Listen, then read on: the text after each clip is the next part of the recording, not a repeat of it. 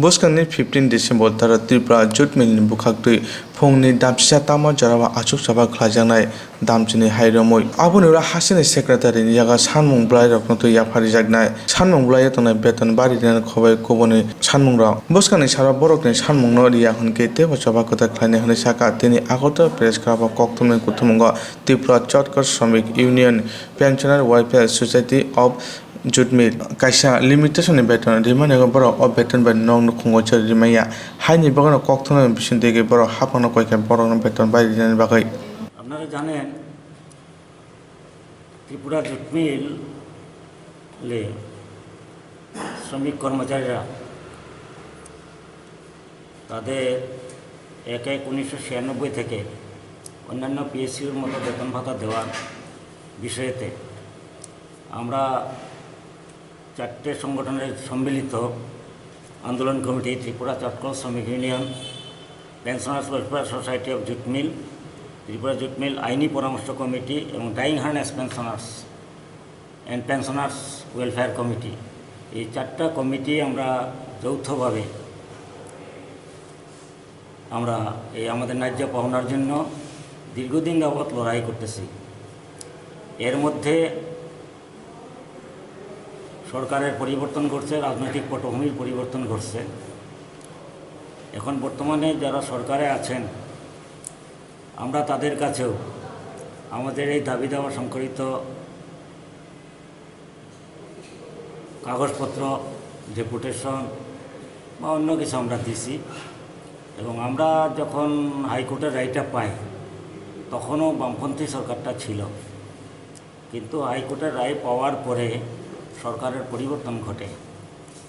হাইকোর্টের মামলা আমাদের পাওয়ার পরে এই সরকার আমাদের রায়ের বিরুদ্ধে অ্যাপিল দাখিল করে এবং সেই অ্যাপিল এখনও পড়ে আছে।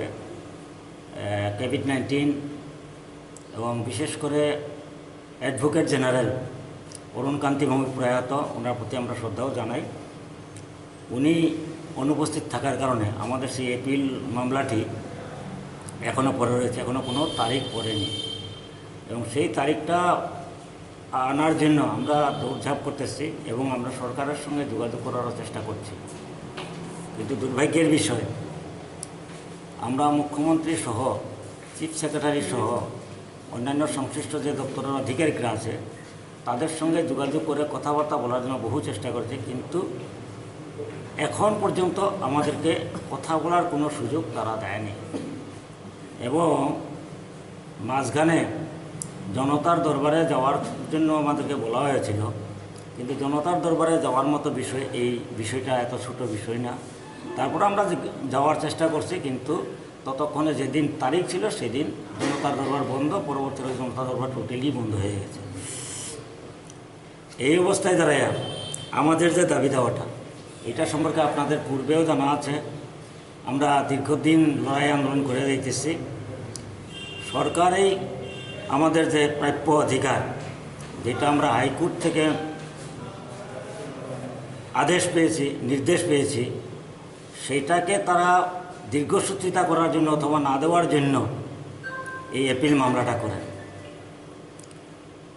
আমরা আক্ষেপের সাথে বলার চেষ্টা করতেছি যে ত্রিপুরা রাজ্যের ৬০ জন বিধায়ক, ত্রিপুরা জুট মিলের এই যে শ্রমিক কর্মচারী যারা শ্রমিক মেহনত করে, তাদের এই যে পেন্ডিং বিষয়টা নিয়ে বিধানসভা অথবা মন্ত্রিসভা কোথাও একটু উচ্চারণ করতেছে না।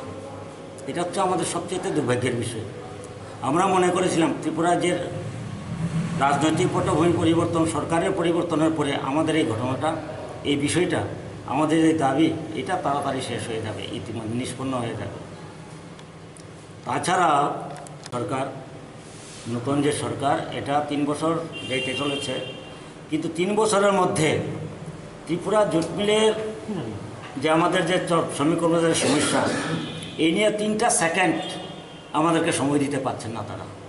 তদুপরি এখনও পর্যন্ত মন্ত্রিসভার মন্ত্রীদের কোনো সদস্য ত্রিপুরা জুট মিলে যায় না, জুট মিলের অবস্থাটাও দেখে নেয়।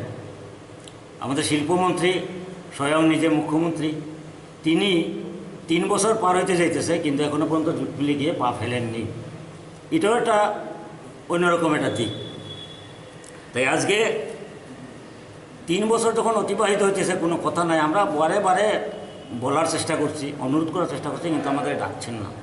ফলে আমরা নতুন করে কোভিড-19 মোটামুটি একটা জায়গায় এসেছে, সেই জন্য নতুন করে আমরা আমাদের শ্রমিক কর্মচারীরা আগামী 15ই ডিসেম্বর জুট মিল গেটের সামনে আমরা একটা গণধর্ণা কর্মসূচি গ্রহণ করব এবং সেই গণধর্ণা কর্মসূচিতে শ্রমিক কর্মচারী পরিবারের লোকসহ আমরা সেখানে একটা বড় ধরনের একটা কর্মসূচি নেওয়ার চেষ্টা করব।